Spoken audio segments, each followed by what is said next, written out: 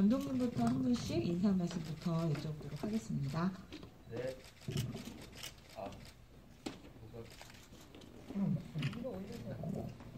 안녕하세요. 저는 메이드 인 루프탑 연출한 김종환수라고 합니다. 반갑습니다. 저희 오늘 개봉 첫 주 무대 인사 이렇게 쭉 돌고 마지막에 GV 하는 건데요. 우리 배우들 오늘 되게 힘들까봐 저 사실 걱정했었는데 힘들기는커녕 되게 즐겁게 잘 다니고 있고 마지막을 이렇게 GV로 마무리할 수 있어서 너무 행복합니다.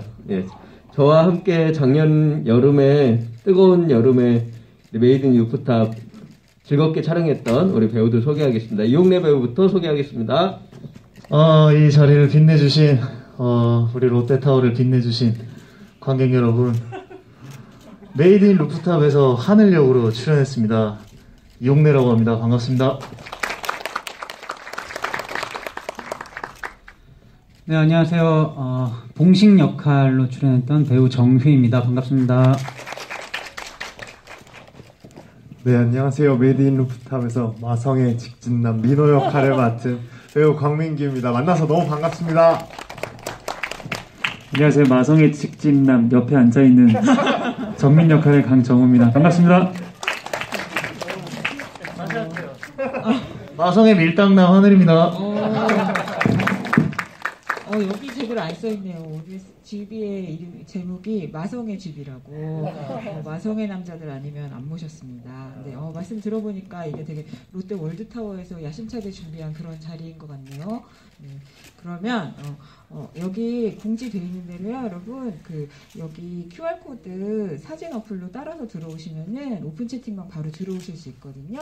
여기서 아마 오늘 다 찐팬들이신 것 같은데 궁금하셨던 점, 영화 보시고 느끼셨던 점 올려주시면 제가 열심히 펴 날라드리도록 하겠습니다.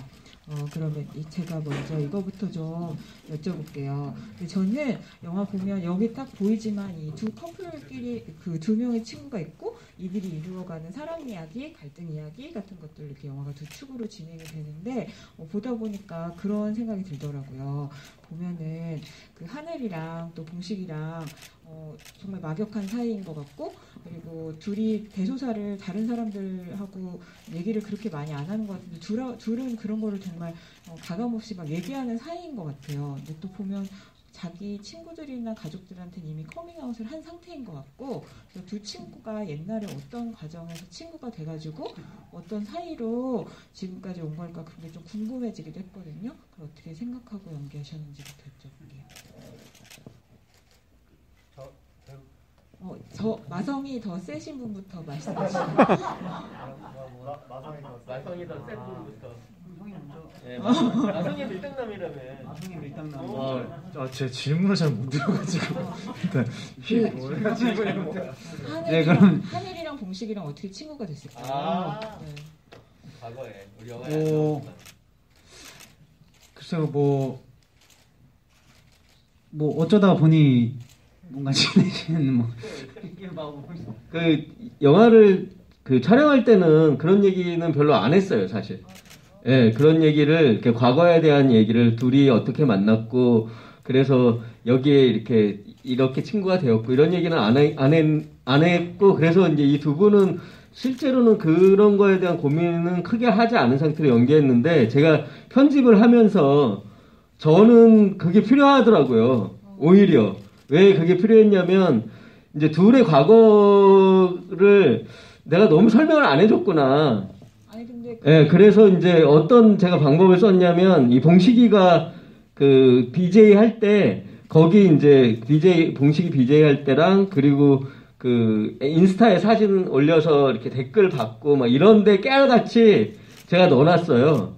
그거를 좀 그래서 이제 몇 번을 보시면 거기 써 있어요. 늘봉 커플이라고 해서 대학 때 성소수자 동아리를 같이 했고 그때부터 둘이 같이 붙어 다녔고 그때부터 하늘이는 뭔가 이렇게 아이디어가 되게 많았다. 그래서 우리 하늘이 형 드디어 늘봉 커플 같이 하면서 메이드 인 루프탑 키우시나요? 뭐 이런 느낌으로 제가 이제 깨알같이 넣어놨는데 사실 두 분은 모르는 상태고 제가 이제 편집하면서 이게 많이 부족했구나. 그거를 어떤 방식으로든 이렇게 넣어봐야 되는데 어떻게 넣을까 하다가 제가 그런 식으로 넣어서 한번 나중에 이렇게 계속 보시다 보면 그게 좀 보이지 않을까? 1차 관람을 해야 된다는 얘기네요. 결국. 근데 사실 촬영할 때는 네. 저희가 어떻게 친해졌냐가 막 그렇게 중요하지 않게 저희가 했는데 촬영할 때도 워낙 친하게 지내가지고 되게 자연스럽게 저희가 좀 그게 된 것 같아요. 그래가지고 과거에 어떤 만남이 있어서 어떤 이유에서 친해졌다라는 게 딱히 뭐 이렇게 신경이 쓰이지 않고 그냥 원래 친했던 사람처럼 이렇게 촬영을 했었어가지고 너무 즐거웠던 것 같아요. 막역한 사이라는 게 보이고 어떻게 보면 가족이나 이런 사람들하고는 떨어져 있어도 둘이 되게 의지가 돼서 친구로 오래 지내온 것 같다 이런 느낌이 들어가지고 여쭤봤습니다. 여기 또 이제 질문이 속속 올라오는데 제가 궁금했던 점도 여쭤보고 바로 이제 이어서 이거 전해드릴게요. 네, 근데 저는 여기 이 네 배우님을 보는 재미 중에 하나가 기존에 우리가 다른 작품이나 이런 데서 봤던 거하고도 되게 다른 이미지의 연기들이 다 선보이시잖아요. 그래서 그거 보는 재미가 되게 좋았거든요. 그래서 저 표정 같은 거 이 영화에서 처음 보는 것 같다. 저런 모습이 되게 재밌다. 막 이런 생각 많이 했어요. 몇 명이 또 끄덕여 주셔가지고 그렇게 느끼신 분도 많을 것 같은데 그 대표적인 인물 중에 하나가 또 우리 광민규 배우님께서 마성의 직진남 하셨잖아요. 네. 그래서 스스로 근데 저는 보니까 이 영화에서 내가 나중에 연애를 하면 저런 스타일로 해야지 되는 거구나 이걸 배웠다고 할까 민호한테 너무 멋있는 청년이더라고요. 그래서 기존에 연기하셨던 캐릭터랑 하시면서 내가 좀 정말 다른 캐릭터를 연기하고 있구나 이런 거 느끼셨어요? 그럼요. 저는 대본 이제 처음 받고 너무 대본 읽자마자 너무 하고 싶었어요. 그래서 감독님한테 저 하고 싶습니다라고 얘기하고 이제 하게 되었는데 아무래도 기존에 제가 연기했던 캐릭터들은 대부분 어떠한 잘못을 하거나 아니면 연인과의 관계에서 뭔가 칭얼거리거나 이해를 받는 쪽의 사람이었다면은 이번에는 좀 더 기다릴 줄도 알고 그리고 좀 더 상대방의 마음을 좀 이해하려고 노력하는 인물이어서 조금 걱정도 되긴 했죠. 네, 걱정도 되긴 했어요. 왜냐면 기존에 했던 결과는 조금 달랐으니까.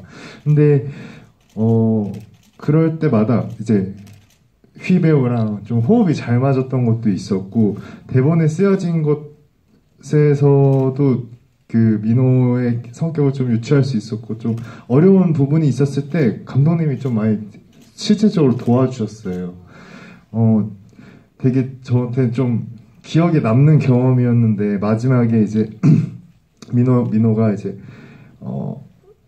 다시 고백을 하러 옥상에 와서 찍는 장면 중에서 감독님이랑 같이 모니터를 하면서 제가 약간 조금 어려워하는 부분을 말씀을 드렸더니 감독님이 그러면은 민규야 한번 민호가 눈을 깜빡여 보지 말아볼까? 약간 이런 디렉팅을 주셨었거든요. 왜냐하면 그 순간에 확 뭔가 바뀌기 위해서는 저는 되게 좋은 디렉팅이라고 생각을 했었어요. 근데 나중에 그거를 영화로 이제 확인을 해보니까 무슨 말인지 알겠고 다음번 영화에서 이런 비슷한 류의 캐릭터를 맡았을 때 도움이 너무 많이 됐었던 것 같아요. 네. 그거는 제가 그거에 대해서는 제가 드리고 싶은 말씀은 사실은 이정은 배우한테 배운 거예요. 이정은 배우가 저한테 이게 좋은 디렉팅이 따로 있는 것 같지는 않은데 어떤 감독님들은 그렇게 디렉팅을 하기도 한다. 저는 이제 주로 감정을 좀 얘기하는 그 연출자였거든요. 이때 어떤 감정인지 다시 한번 얘기해보자. 그리고 너 그때 리딩할 때 혹은 시나리오 읽었을 때 이랬었잖아 라고 이제 감정을 얘기하는 편이었는데 이정은 배우가 예전에 어떤 감독님하고 할 때 그런 방식에 디테일하게 그러니까 오히려 좀 다른 방식으로 이렇게 했을 때 배우가 좀 더 다른 느낌으로 이렇게 받아들이면서 이렇게 좀 이렇게 안 되고 있던 어떤 걸 발견하지 못했는데 그때 그럴 때 숨통이 트이는 경우도 있다. 이렇게 얘기해 주는 게 기억이 나서 지금은 민규한테 무슨 감정을 얘기할 때가 아니라 이런 방식으로 한번 얘기해 볼까 했는데 민규 배우가 그때 딱 이렇게 다른 감정이 나오더라고요. 그래서 이게 아무튼 저는 이정은 배우한테 배운 대로 우리 강민규 배우한테 얘기했었어요. 역시 우리 순자 씨, 해결사 순자 씨. 그렇군요. 네, 그럼 저는 배우님께는 이거 여쭤봐야 될 것 같은데 사실 여기 궁금증이 올라오기도 했는데요. 저도 그게 너무 궁금했는데 사실 첫 장면이 이제 하늘이랑 싸워가지고 나오는 장면부터 시작하잖아요. 네. 근데 하늘이가 많이 싸웠지만 이렇게 심하게 싸워서 집에서 나온 거 처음이라 그러잖아요. 네. 근데 거꾸로 어떻게 보면 문 안 열어주고 네. 없는 척하는 거 보면 여기도 되게 단단히 결심을 하신 것 같다. 이번에는 네. 뭔가 제대로 짚고 넘어가리라 네. 그런 거라는 게 느껴졌거든요. 네. 저는 개인적으로 절대 이해할 수 없지만 정민의 입장으로서는 너무 가슴에 후벼 파는 나쁜 말로 이렇게 저를 이렇게 해했으니까 저를 이렇게 정말 남성의 그런 몰입하신 것 같아요. 그래서 저도 그 대사 때문에 이 영화를 안 해야 되나 농담이고요. 그래서 제가 생각하기에는 그때 하늘이의 퍼센테이지를 제가 지금 드는 생각으로는 좀 따끔하게 약간 이제 싸울 때 아무리 싸우고 아무리 기분 나빠도 헤어져라는 말은 하지 말자라는 주의인데 저는 정민이는 근데 하늘이는 그렇지 않으니까 그동안 쌓여왔던 걸 이번에 좀 고쳐주고 싶은 마음도 있었고 조금 따끔 그리고 저기 깊은 마음 안에서는 정말 헤어져야 되나? 이런 깊은 생각도 했었던 것 같아요. 저한테 네, 아주 작지만 네. 이거를 이응님도 물어보셨어요. 여기 처음에 보면은 그러니까 정말 헤어지고 싶었던 건가요? 초반에 현관문 비번도 바꾸고 짐도 싸서 주고 이런 게 자기 생각이랑 좀 다르셨다고. 네. 그래서 그게 정말 제가 계획적으로 정말 다 끝내야지 이런 생각이 아니라 정말 얘가 나가버릴 줄 몰랐고 고양이의 그 거취까지 그런 얘기가 나왔을 때 정말 여러 가지의 생각으로 저는 좀 복잡하고 그러니까 정서적으로 그랬던 것 같아요. 정말 헤어져야지라는 마음을 먹었던 게 아니라 제가 지금 생각해 보면 그런 마음도 저기 깊은 곳에서 있지 않았을까? 그러니까 이 친구의 진심이지 않을까라는 생각이. 그러니까 둘한테 되게 결정적인 아침이었네요. 네. 아침이. 네. 이거 되게 귀여운 질문인데 봉다리니당이라는 분께서 하늘이와 정민이가 주고받았던 책 알려주실 수 있나요? 라고 물어보셨는데 그거는 저희가 그냥 가상의 책이에요. 거기 보면은 서울에서 사랑합니다라고 CG팀에서 이렇게 그려놓은 가상의 소설책이거든요. 그래서 다른 책이 있는 건 아니고 그거는 배우들도 아마 모를 거예요. 왜냐하면 연기할 때 주고받았던 책하고 다르게 제가 CG팀에 얘기해서 제목을 제가 지어서 거기다 넣었거든요. 그래서 가상의 책입니다. 네, 오히려 되게 되게 멋있는 해석이 있네요. 문문이라는 분께서 봉식과 민호의 사랑의 매개체는 눈이었던 것 같아요. 눈이었던 것 같고 그리고 하늘이와 정민이의 사랑의 매개체는 아리인 것 같아요. 아리로 계속 연결되니까 그래서 질문은 이거 각 배우님들이 연애하실 때 가장 중요하게 생각하는 매개체가 뭔지 알고 싶다고 하셨어요. 매개체. 뭘 제일 중요하게 생각하세요? 사랑이 이어지게 하는 마진남부터. 마진남부터 생각하세요. 저 마진남으로서 이야기 드리면 네 저는 솔직함. 네 그게 제일 중요한 것 같아요. 솔직하지 못하면 관계가 의미가 없는 것 같아요. 네. 그러면 이제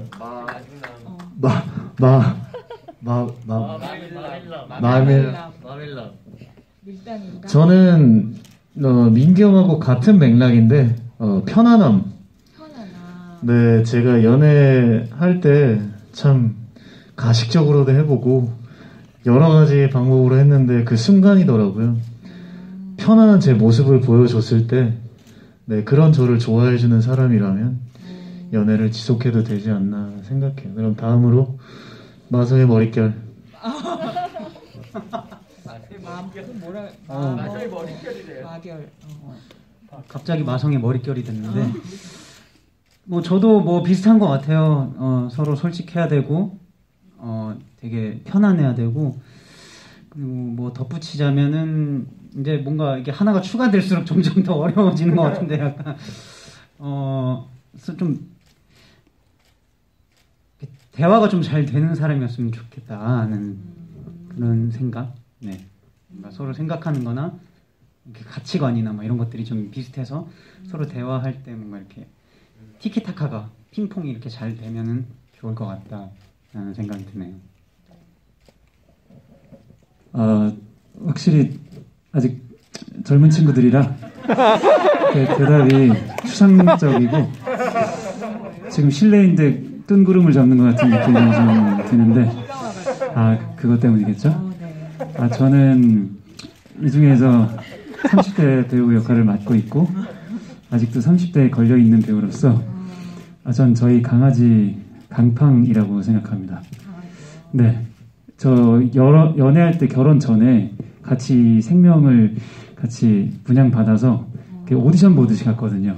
그때 제가 은 반지에 좀 취해 있을 때 반지를 한 3개, 2개 막 끼고 있을 때 그 가정견 분양받으러 가기 전에 제가 반지도 빼고 옷도 약간 오디션 보듯이 그러니까 날라리가 분양받으러 오는 느낌이 아니라 정말 정말 진심으로 가고 싶어서 그걸 하고 싶었어요. 저희 둘이 가서 처음에 딱 보면 온대요. 그게 내 강아지라는 게 우리 가족이라는 게. 그래서 막 시계도 최대한 뭐 무난하고 착한 걸로 끼고 가서 정말 우리 잘 키울 수 있다고 딱 들어가서 경기도 부천까지도 갔다가 막 인천 막 여기 갔다가 분양을 딱 받아오면서 그 친구라는 느낌이 왔거든요. 그래서 이 친구로 인해서 결혼도 이 친구 때문에 결혼한 건 아니지만 그렇게 얘기하면 안 되죠. 네, 그건 아니지만 결혼할 때 아직까지도 둘 다 이 친구를 더 똑같이 거의 사랑하는 것 같고 정말 우리 셋이서 함께 뭉친다는 느낌이 있거든요.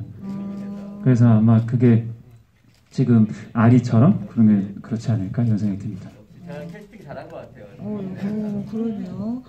근데 그럼 이제 이 노하우를 종합해보면 주신 멘트들을 종합해보면은 이제 앞으로 연애할 때 솔직하고 그 다음에 편안하게 다가가는데 티키타카가 잘 되면 바로 강아지 분양받으러 가는 맞아요.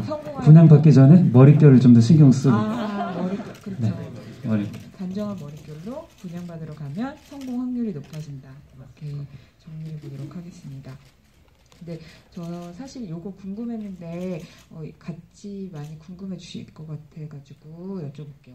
이용래 배우님한테 그 영화를 다시 보다 보니까 사실 그 친구 봉식이한테 가가지고 막 정민이 형이랑 싸웠다고 막 얘기하잖아요. 근데 그러니까 딱 전곡을 찌르잖아요. 근데 왜 형한테 그러면 그런 게 불만이라고 얘기를 하지 왜 그 마음에 남는 그런 비수를 꽂는 얘기를 했냐 막 이런 식으로 얘기하잖아요. 근데 한두 번 싸운 게 아닌 것 같은데 왜 하늘이는 그날 아침에 형한테 정작 뭐가 서운한지 얘기를 제대로 못했을까요?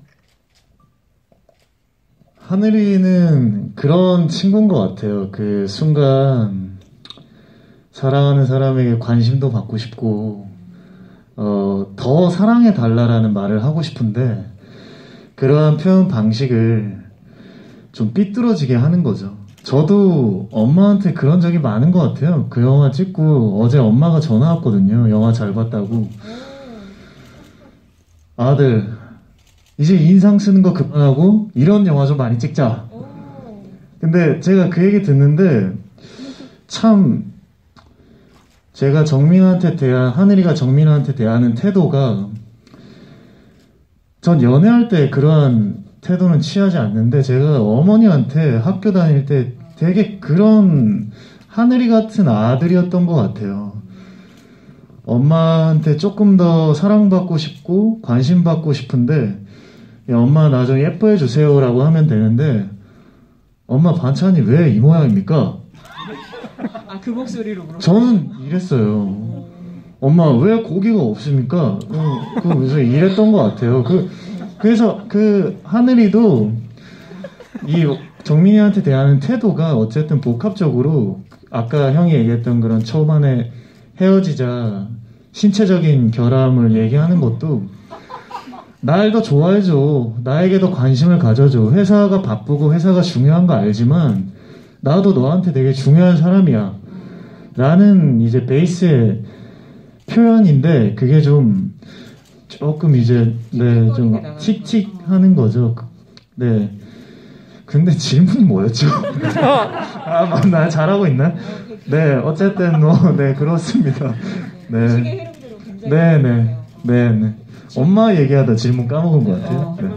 네, 그렇습니다. 네. 질문이 뭐가 중요해요? 어머니가 제일 중요하지. 네. 그렇습니다. 네, 그리고 저는 그러면은 봉식이를 연기해주신 배우 정희 배우님께 여쭤볼게요. 근데 사실 그 민호한테 친구 얘기 들어보면 2달 넘게 사귄 사람이 없었던 것 같은데 그간에 어쨌든 민호랑 그것도 첫 데이트에서 자기의 되게 그 HIV 양성이라는 얘기를 하게 되는 게 어떻게 보면 우리 봉식이한테도 민호가 되게 각별한 사람으로 다가왔구나. 그게 맞는 거죠? 네네네. 그 얘기를 아마 제 생각에는 데이트를 하러 나가는 걸 결심한 순간부터 해야 하나 말아야 되나를 아마 되게 고민하고 있었지 않았을까 이런 생각했거든요. 그래서 어떤 마음으로 그렇게 생각하셨는지 이 첫 데이트를. 참 되게 뭔가 이게 설렘과 걱정과 막 이런 것들이 되게 복합적이었던 것 같아요. 그리고 이게 사람이 그렇잖아요. 뭔가 이렇게 안 좋은 일이 있거나 슬픈 일이 있다가도 뭔가 순간에 되게 어떤 웃긴 일이나 재밌는 일이 있으면 막 마냥 슬퍼하지만은 않고 그 순간에 또 막 하하하고 또 웃다가 또 갑자기 또 슬퍼지고 뭔가 이런 것들이 있잖아요.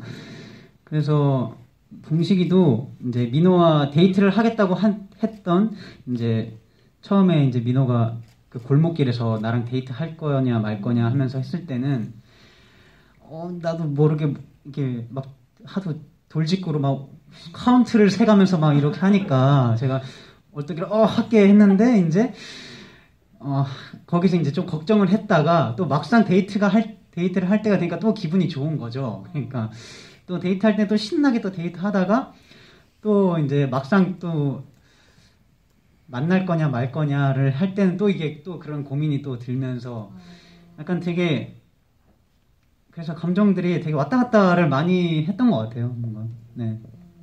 그런 스스로도 좀 왔다 갔다 하는 상태 안에서 이루어지는 거죠. 네, 물론 이제 그 베이스로 다 깔려는 있지만 그것들이 표현되지는 게 그 순간순간들에 좀 집중을 많이 했던 것 같아요. 그래서 데이트할 때는 데이트하는 대로 즐겁게 데이트하고 또 걱정할 때는 또 걱정하고 이걸 고민할 때는 또 고민하고 그랬던 것 같습니다. 여기서 웃는 얼굴을 이렇게 표시해준 아이디 쓰신 분께서 그래서 그 고백씬을 되게 인상 깊게 보셨나 봐요. 그래서 봉식이의 고백 이후 민호의 그 표정을 본 봉식이의 표정이 기억에 남으신대요. 슬퍼가지고. 그래서 그 순간에 어떤 감정이 드셨냐, 어떻게 연기하셨냐 물어보셨어요.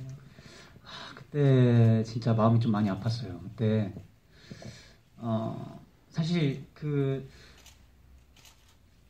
봉식이의 그런 어떤 아픔이 가장 많이 드러나는 장면이기도 하고 그래서 그 장면을 좀 잘 표현해내고 싶었고 그리고 그 민호 역할 한 인규 형이랑도 좀 어떻게 될까를 좀 혼자서 좀 고민을 많이 했었는데 막상 슛 들어갔을 때는 제가 형한테 많이 집중을 했던 것 같아요. 그래서 인규 형의 눈을 되게 많이 바라봤는데 보셨다시피 되게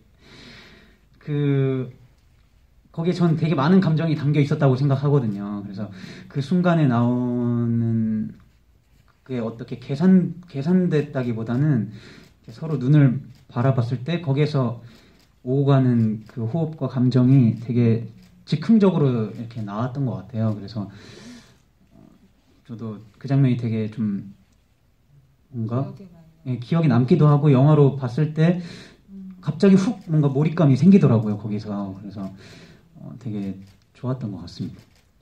그 순간에 대해서 배우님께도 여쭤보지 않을 수 없는데 저도 근데 영화 그 순간이 되게 중요하고 몰입이 되니까 영화를 다시 보면서 보는데 사실 그때 민호가 지었던 표정이 단순하게 뭐지? 너무 놀라운데? 이런 표정은 아닌 것 같거든요. 그래서 그게 그냥 볼 때 저걸 보고 실망을 해야 할 수 있는 건가? 아니면 뭘 느낀 걸까? 뭐 이런 거를 막 생각하게 됐어요. 그래서 그때 느끼신 게 뭔지 얘기해 주시면 좋을 것 같아요.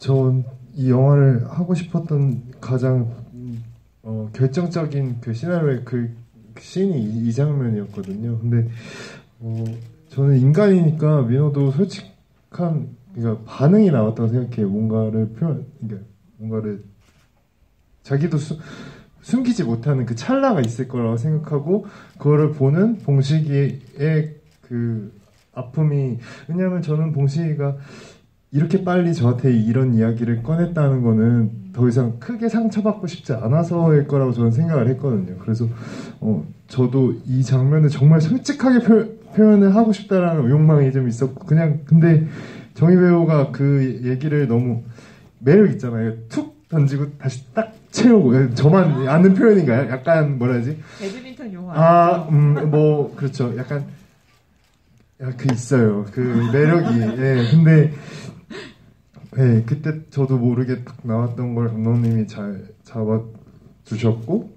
예, 저는 정희 배우의 그 표정도 너무 좋은데 우리 가요 하면서 이렇게 탁 채가서 또 저를 또 데리고 가잖아요. 그 뒷모습이 저는 진짜 예, 촬영할 때 되게 좋았던 것 같아요. 예, 좀 잔상이 남아요. 예, 뒷모습하고 그 말이. 예, 우리 네 내려가요. 저 너무 좋아하세요. 아름다운 추억. 그 순간 생각하니까. 저희 두 분의 아름다운 추억을 우리가 같이 나눌 수 있어서 얼마나 기쁜지 모르겠습니다. 네. 또 그런가 하면 또 이제 우리 하늘과 정민의 되게 중요한 고백씬이 있죠. 또 이제 진짜 너무 중요하죠. 고양이의 역할이. 그래서 이제 고양이 때문에 다시 만나게 돼가지고 잘 되는가 싶은데 그리고 그게 사실 우리 눈에 다 보이잖아요. 하늘이만 해도 되게 사실 틱틱거리지만 좋잖아요. 돌아가고 싶잖아요. 그게 얼굴에 너무 보이고 똑같이 정민도 그렇게 하고 있는데 저는 사실 그때 진짜 정민이가 뭐 잘못했는지 몰라서 모른다 그럴까? 그게 너무 궁금한 거예요. 옛날에 배우님이 한번 진짜 모른다고 얘기하셨는데도 불구하고 영화를 다시 볼수록 몰라서 모른다 그럴까? 설마? 막 이런 생각이 들더라고요.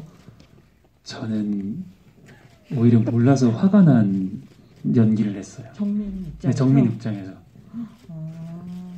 왜 이렇지? 그게 물론 모르겠는데 그게 뭐가 지금 중요하고 그런 오히려 그때는 제가 하늘에 가깝게 사랑하고 다시 만나고 싶은데 그럼 뭘 잘못했는지 얘기해보라는 게 그 1차적으로 화도 났고 또 여기까지 와서 또 잘잘못을 따지는 것도 화가 났지만 정확히도 잘 모르겠고 오히려 그게 둘 사이에서 이 헤어짐 1일차가 발생하게 된 뭐 딜레마 같은 서로의 성격에 그런 것 같아요. 네. 근데 저는 자꾸 이상하게 대충 아는데 거기서 얘기하면 이 얘기도 길어질 것 같고 그리고 뭔가 둘만의 싸움이 이렇게 끝나고 화해하는 모드 자체가 몇 번 있었으니까 그런 경험이 그런 관계 안에서 이루어졌기 때문에 모른 척 하는 것 같을 수도 있겠다 이런 생각이 들더라고요. 그걸 아는 사람이면 그럴 것 같아요. 제가 이 연기를 하지 않았다면 저도 정민이가 이해가 잘 안 되거든요. 저랑은 다른 성격의 사람이라. 근데 이 사람은 이럴 것 같은 생각으로 이렇지 않았으면 이미 문제 해결을 앞서서 많이 했을 것 같아요. 똑같은 문제로 싸우지 않았어요. 이런 비슷한 문제들을 계속 만들어가지 않았을 거예요.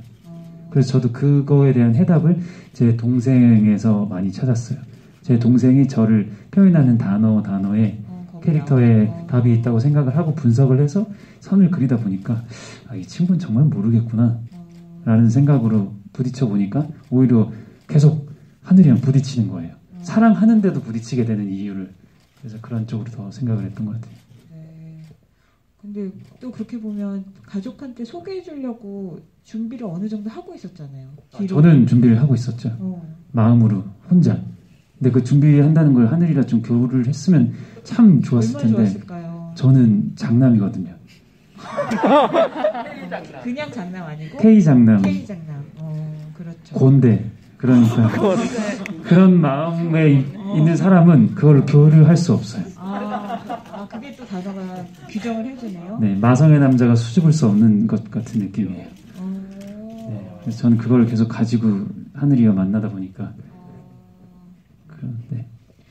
근데 여기 질문 중에 감독님이 답해 주시면 좋을 것 같은 질문이 있는데요. 그 주인공이 어떻게 보면 이제 민호도 동갑인 거니까 다 94년생으로 나오는 거잖아요. 네네. 그래서 특별히 94년생으로 정하신 이유가 있냐고 물어보신 분이 있으셨고, 연이어서 저도 덧붙여 질문드리자면, 감독님이 계속 이런 퀴어 영화 찍어오셨는데 어떻게 보면 또 다 청춘 영화들이잖아요. 근데 이전에 찍어왔던 영화의 주인공들과 이번 영화의 어떤 주인공들이 세대로 볼 때 좀 더 다른 면이 있다고 연출하신 건지 궁금해서.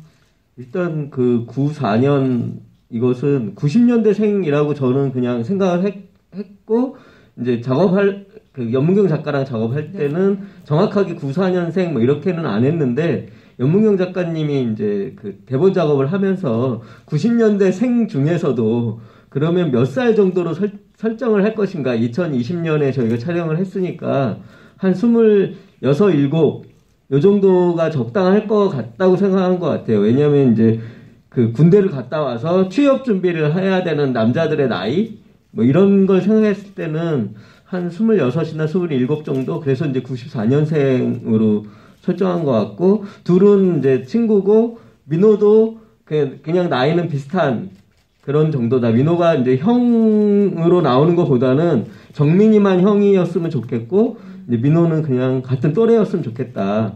그래서 그 또래들이 벌이는 이 다양한 캐릭터 3명이 벌이는 뭔가 이렇게 청춘 영화 같은 그런 느낌이었으면 좋겠다고 연문경 작가님이 작업하시면서 조금 구체적인 나이는 그렇게 좀 넣었던 것 같고요. 제가 이제 예전에 찍은 친구 사이란 영화도 약간 비슷한 또래인데, 그것도 이제 20대 청춘 영화라고 할 수 있는데, 그 영화와 이 영화의 가장 큰 차이는 그 친구 사이는 그 옛날 세대의, 그러니까 그 뭐라 그럴까, 설정은 그 21세기가 맞는데 2010년대 혹은 2000년대로 설정은 돼 있지만 사실은 1990년대 정도에 가까운, 그러니까 조금 옛날 얘기를 요즘 젊은 사람들 이야기인 것처럼 했던 것 같아요. 제가 모르게. 그러니까 나중에 보니까 이거는 청춘 영화라고 하지만 좀 어른이 본 청춘 영화구나. 그 청춘 그대로의 청춘 영화가 아니라. 그래서 좀 작년에 이 청춘 영화를 한다고 했을 때는 친구 사이 같은 좀 외피만 청춘인, 그런 청춘 영화보다는 실제 청춘들의 영화 같은 영화를 만들어 보자라고 생각해서 작가도 연문경 작가 이렇게 한 거고, 배우들도 실제 이제 그 나이 또래였으면 좋겠다 해서 90년대생 배우들이 했으면 좋겠고 뭐 그랬던 거 같고, 그런 점에서 저는 제가 만든 뭐 이렇게 영화들하고도 그렇지만 좀 한국의 퀴어 영화들하고 좀 다른 점이 2020년대 살아가는 그 청춘들의 모습을 그래도 좀 잘 담지 않았나. 이런 영화들이 그 전에 별로 없었기 때문에 저는 조금 새로운 영화라고 생각하고 이제 좀 도전하는 마음으로 했는데, 이제 그 전에는 사실은 그 친구 사이라는 영화를 뭐 자꾸 얘기해서 좀 그런데, 그 영화 찍을 때는 제가 조금 배우들한테 많이 알려주는 편이었어요. 이런 감정인 것 같아. 이렇게 했으면 좋겠어. 근데 이번에는 이렇게 이런 감정인 것 같아. 이렇게 했으면 좋겠어라고 많이 알려주기보다는 서로 이렇게 좀 의지한다 그럴까? 그러니까 이제 그 연출자로서 감정의 결은 제가 이제 고르는 거니까, 그거는 이제 제가 이제 뭐 중심이 갈 수는 있지만 많이 그 배우들한테 의지했던 것 같아요. 예를 들면 하늘이도 이용래 씨가 갖고 있는 어떤 좋은 면을 제가 봤기 때문에 그냥 이용래가 하면 내가 원래 원했던 하늘이에 가까울 거야라고 그 민규 씨도 마찬가지고 내가 생각한 민호는 이런 민호인데 민규가 갖고 있는 어떤 좋은 면이 있으니까 그냥 나한테 많이 안 물어봐도 돼. 그냥 네가 하고 싶은 대로 하면 그게 하늘이고 그게 뭐 민호고 그게 봉식이야라고 좀 많이 생각했던 것 같고 그런 점에서는 어떤 면에서는 저도 많이 배운 영화예요. 이 배우들한테 좀 많이 배우고 그러면서 또 좀 자유로워진 것 같기도 하고 그렇습니다.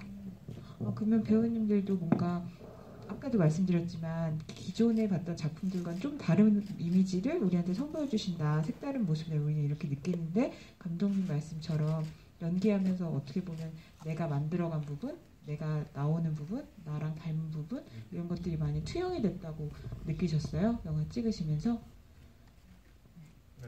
고개만 끄덕이지 마시고 마이크를 대서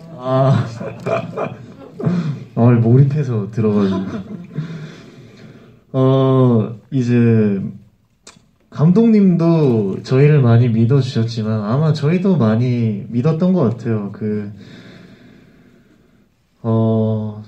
많이 믿었습니다. 많이 믿었고 이제 질문은 이제 하늘이와의 공통점이라고 하는데 많이 닮아 있어요. 뭐 몇 번 한 얘기긴 하지만 저도 배우가 되겠다고 이제 서울에 와서 배우하려고 서울 왔는데 제가 20대 내내 아르바이트만 했던 것 같아요. 하늘이는 이제 기업에 멋지게 취직을 하고 싶은데 그 취직이 또 잘 안 되잖아요. 그 마음 너무 잘 알거든요. 뭐 하나 제대로 되는 게 없던 시절이 있었거든요. 돈도 없고 뭐 참 하늘이와의 그런 지점이 딱 맞닿아 있다고 생각하니까 여러 것들이 참 많이 해결이 되더라고요. 이런 일상의 이런 부분들이 이해되기 시작하는 순간. 그래서 저는 하늘이랑 많이 닮아 있습니다. 네, 다음. 저는 시나리오 처음 읽었을 때 사실 감독님께서 이제 저한테 시나리오를 보내주시고 시나리오 처음 읽는데 저는 감독님이 이제 누군지 몰랐었거든요. 그런데 되게 젊은 감독님인 줄 알았어요. 되게 이제 젊고 뭔가 요즘 시대의 어떤 청년들의 얘기하는 되게 젊은 감독님이라고 생각을 했는데 이렇게 딱 만나러 갔는데 이제 감독님이 계신 거죠. 그래서 되게 청춘이시구나. 네. 그래가지고 어떻게 이렇게 시나리오가 나왔을까 했는데 또 이제 연문경 작가님과 함께 이렇게 했다고 해서 이제 그렇게 된 거구나 했는데 저도 이제 시나리오를 보면서 저의 저의 청춘과 되게 맞닿아 있다는 되게 그런 생각을 많이 했어요. 그리고 요즘 뭐 제 또래 친구들이나 젊은 세대들이 하는 뭔가 고민이나 어떤 힘든 점들 사실 지금 2030 세대가 어떻게 보면 지금 막 어른들이 봤을 때는 좀 어떻게 보면 되게 가볍고 어떻게 보면 뭐 깊이 생각하지 않다고 할 수도 있는데 뭔가 우리 나름대로의 고민과 그들이 모르는 뭔가 젊은 세대들의 그런 고민들이 되게 영화에 많이 담겨 있다고 생각이 들어서 너무 좋았고 그런 것들을 저도 되게 솔직하게 제가 살아왔던 방식으로 되게 잘 표현할 수 있을 것 같아서 봉식이라는 역할도 너무 좋아서 했던 것 같습니다.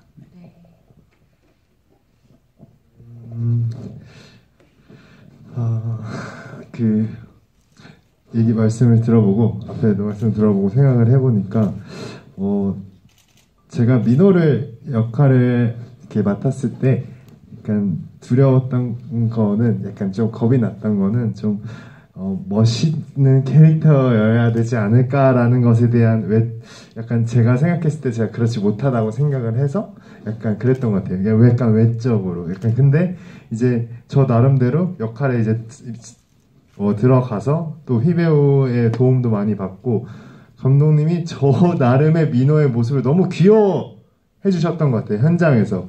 그때 그래서 저는 힘을 받고 계속 쭉 갈 수 있었던 것 같아요. 직진. 그렇죠. 그렇게 직진을 계속해서 여기까지 왔는데요. 근데 영화를 보고 나니까 사람들이 너무 좋아해 주는 거예요. 네, 그래서 계속 이렇게 한번 해보려고요. 직진. 네. 인생의 직진이죠. 저는 이게 회사 생활에도 지쳐 있고 뭔가 연애에서도 지친 건 아니지만 권태기란 단어로 가두고 싶진 않지만 막 새싹처럼 막 팡팡 터지는 그런 관계가 아닌 것을 연기하기가 저는 개인적으로 그렇지가 않아서 지쳐있지 않고 저는 아직 더 하고 싶고 아직 시간 많고 좀 쉬어 하는데 안 쉬어도 되는데 난 지금 더 해도 되는데 라는 생각을 현재도 하고 있는 상황이라 어떻게 하면 난 저렇게 지칠 수 있을까? 넥타이를 좀 풀어헤치는 거 말고 지친 것과 익숙해진 것에 찾아보려고 그걸 여러 가지를 관찰하고 좀 많이 여러 가지 자료들을 찾고 했었던 것 같아요. 그래서 근데 사실 영화 속 모습이랑 실제 뵐 때 모습이 제일 느낌이 다른 분 중에 한 분인 것 같아요. 네. 저는 그게 안경 때문에 그런 거라고 생각했는데 그게 아닌 것 같아요. 그죠? 네. 전 영화 보면서 그 정민은 눈꼬리가 어쩜 저렇게 강아지처럼 내려갔지 약간 이렇게 처져 보이지 이런 느낌 많이 드는데 실제 뵈면 안 그러신 것 같아요. 그죠? 그런 게 좀 신기했어요. 눈꼬리 연기 열심히 해서 이 영화는 눈에 관한 연기가 굉장히 많이 지켜봐야 할 포인트가 있는 그런 영화네요. 알겠습니다. 이것도 재밌는 질문이라 하면 좋을 것 같은데 정민이가 그 하늘이한테 4번 전화를 했잖아요. 그랬는데 5번 하면 받을 거라고 막 그러잖아요. 근데 만약에 사고가 나지 않고 그 연락이 됐다면 정민이가 전화 통화로 뭐라고 하늘이한테 가장 먼저 말을 했을까요? 끝인 거죠. 그렇게 하면 네. 두 분 전화 지금 해보실래요? GV에서 연기를 하게 될 줄은 몰랐는데 저도 시킬 줄 몰랐네요. 네. 전화. 실제 거는 거야? 홍래 배우님 이거 있으세요? 휴대폰 지금 있으세요? 어머.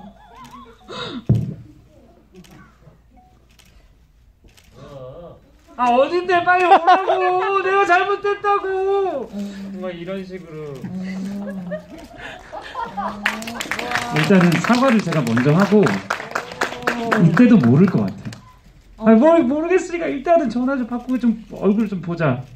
일단 보자 하다가 저도 사실 5번째 혼자 감독님은 그때 그거 너무 심해 이렇게 말씀하셨지만 저는 막 제가 차도로 이렇게 점프한 건 아닌데 그런 거는 아닌데 주의력이 좀 흐트러졌고 이제 뭐든 모르겠지만 어떻게든 잘못을 만들어내서 잘못은 했겠지만 정확히 그 포인트를 모르는데 그거를 뭐라도 일단 정답이라고 뭔가 답안지를 내밀고 사과하고 일단 만나고 그걸 하고 싶은데 그게 안 돼서 뭔가 실수로 이렇게 뭔가 이렇게 하다가 차랑 좀 사고가 났을 거라고 생각했어요. 제가 차에다가 이렇게는 아니고 뭔가 이거에 빠져 있고 많이 흥분해 있고 막 슬퍼하고 그런 상태에서 사고가 나지 않았을까라고 혼자 생각을 했습니다. 충분히 합리적으로 이해를 할 수 있는 상황인 것 같습니다. 네. 이것도 있네요.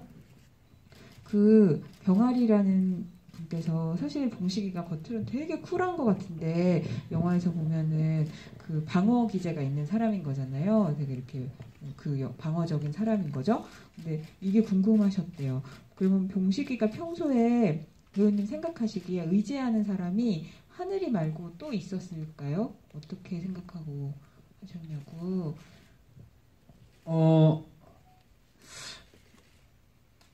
이렇게 말하면 좀 갑자기 짠할 수도 있는데 저는 저밖에 없다고 생각했어요. 약간. 그래서 뭔가 믿을 건 나밖에 없다. 나 혼자. 남들은 아무도 모른다. 내가 아는 건 나뿐이다. 약간 이런 마인드로 그래서 인생 짧고 굵게 가자 이렇게 생각했던 것 같습니다. 그 와중에 이제 하늘이라는 친구가 그래도 그나마 이제 제 옆에 있는 어떻게 보면 뭔가 같이 이렇게 희희낙낙할 수 있는 그런 존재였던 것 같아요.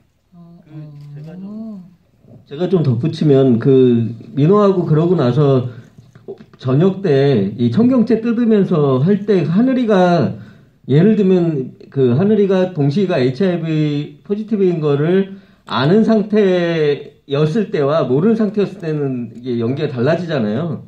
그래서 분도 많아요. 예, 그래서 그거는 모르는 상태라고 이렇게 정하고 연기하자고 했어요. 그러니까 동식이는 하늘이한테도 얘기하지 않았을 거다 아마. 그래서 만약에 하늘이가 알았다면 아 오늘 또 그랬구나 이런 상태로 연기하는 것과 전혀 모르는 상태로 연기하는 게 감정이 너무 다를 거니까 일단은 동식이는 하늘이한테도 얘기하지 않은 걸로 하자. 그래서 하늘이는 모르는 상태. 그냥 그 남자랑 뭔가 잘 되는 것 같았더니 또 안 됐구나. 뭐 이 정도만 아는 거지. 바로 그 문제 때문에 또 뭔가 이렇게 머뭇거리는구나를 모르는 상태로 연기를 하자고 했었어요. 아, 그렇구나. 그럼 진짜 아무한테도 얘기 안 하고 혼자 그런 거를 어떻게 보면 민호랑 첫 데이트에서 얘기를 해준 거네요. 오. 직진남. 커브였으면 말 안 했을 거예요. 그러니까. 그렇구나. 인생은 직진이다. 오늘 가슴에 새기도록 하겠습니다. 그러면 근데 이것도 물어보신 분 많은데 저도 이제 그 봉식이와 민호의 첫 데이트 때 그 둘이 그렇게 반말하고 잘 지내다가 그게 그러니까 이게 망설임의 표시인가라고 느끼신 것 중에 하나가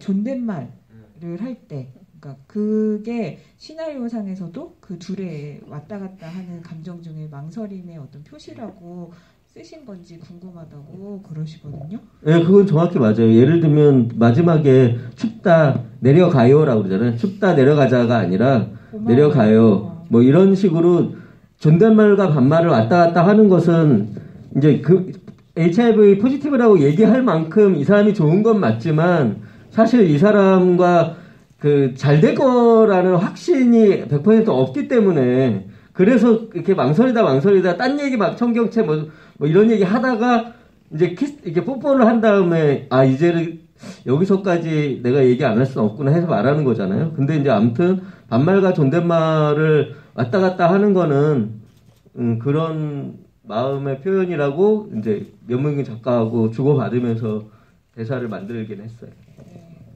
근데 저는 이용래 배우님한테 이것도 여쭤보고 싶었는데 사실 이 영화에서 되게 좋았던 그 흐름 중에 하나가 사실 퀴어 영화에서는 내가 사랑하는 그 퀴어의 연인의 가족이 되게 의도하든 의도하지 않았든 사랑의 장애물로 이렇게 묘사되는 경우가 많은데 이 영화에서도 제가 다 좋아하는 장면이 여러 군데 있지만 하늘이랑 그 정연이랑 같이 이루는 그 씬들이 되게 너무 귀엽고 오히려 되게 새로운 시각을 보여주는 장면이라고 생각했어요. 근데 하늘이는 지금까지 말이 나온 것처럼 되게 이렇게 순간순간 감정의 고저가 있고 좋았다가 막 이렇게 갑자기 시무룩했다가 상황의 그 변화에 반응을 하는 사람이잖아요. 그래서 하늘이의 그런 성격이 제일 잘 보이는 부분이 그 정민이랑 같이 만났을 때 그때 그 장면들이랑 그리고 정연이랑 있을 때 그 다이내믹이 진짜 잘 보인다고 생각했어요. 그래서 그 연기하시는 입장에서도 그 하늘이의 그런 감정 기복, 순간순간적인 어떤 감정의 변화 같은 것들을 제일 많이 느끼시면서 연기했던 부분이 어디인지 궁금해가지고. 연기하면서 감정의 기복을 가장 많이 느낀 순간에 대한 하늘이가 워낙에 어디로 튈지 모르는 인물이잖아요. 매 순간 기억에 남습니다. 그리고 뭐 정민, 정연뿐만 아니라 봉식이와의 촬영도 매 순간 기억에 남고 다만 지금 좀 더 기억에 남는 건 정연과의 촬영인 것 같아요. 네, 정연과의 촬영은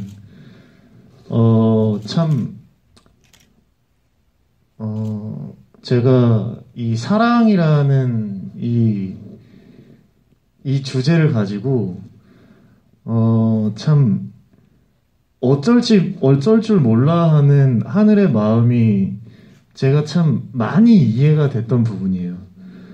그거에 대해서 제가 많이 고민했던 부분은 뭐냐면 나라면 어떨까에 대한 고민을 좀 많이 했던 부분이에요.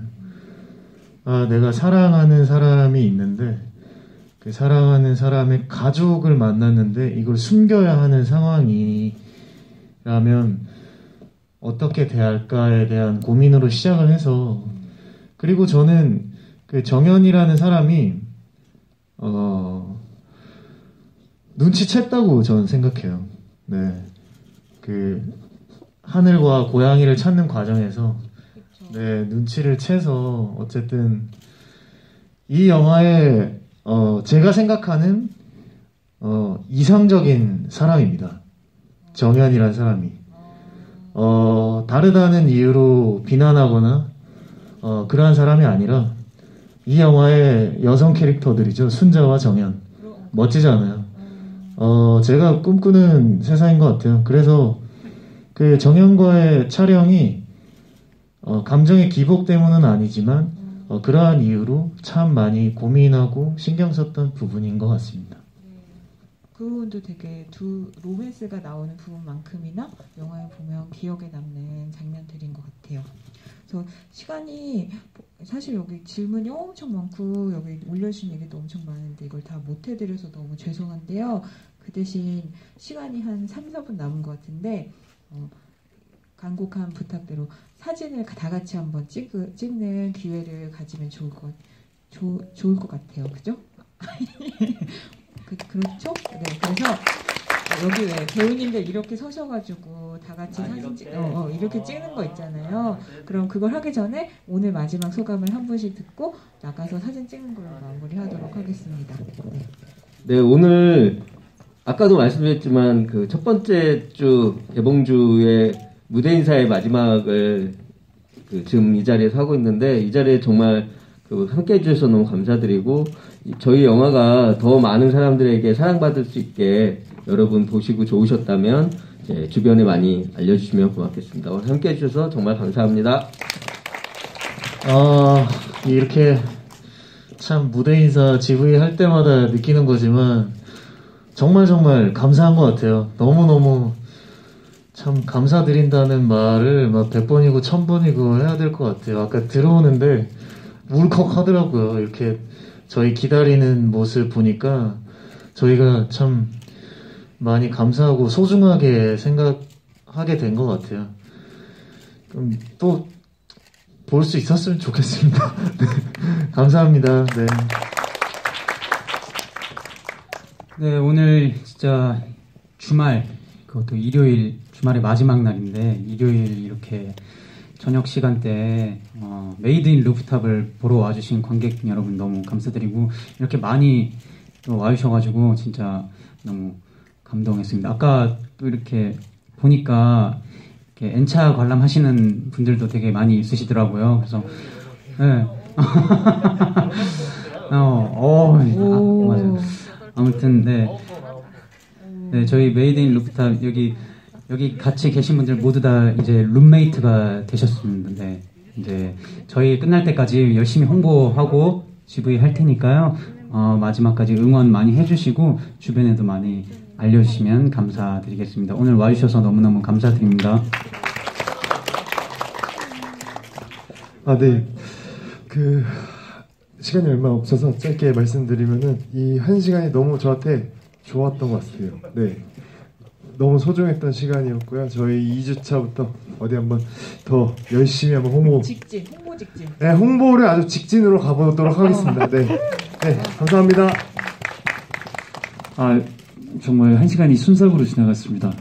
저는 벌써 아쉽고 눈꼬리도 내려가려고 하는 여러분들하고 이렇게 들어오자마자 정말 홍내 말대로 이렇게 정말 너무 가득 채워주셔서 감격스러웠는데 이 한 시간을 정말 재밌게 해드리고 싶다는 생각을 가지고 있었는데 이미 끝나서 좀 어떻게 만족하시는지 잘 모르겠는데 다음에 또 이렇게 만날 수 있는 자리가 어서 빨리 또 마스크 쓰고라도 왔으면 좋겠고 당연히 마스크 벗으면 더 좋겠죠. 여러분들 오늘 집에 가셔도 오늘 추억 좋게 간직하시고 이제 계속 만났으면 좋겠습니다. 룸메이트 여러분 반갑습니다. 네.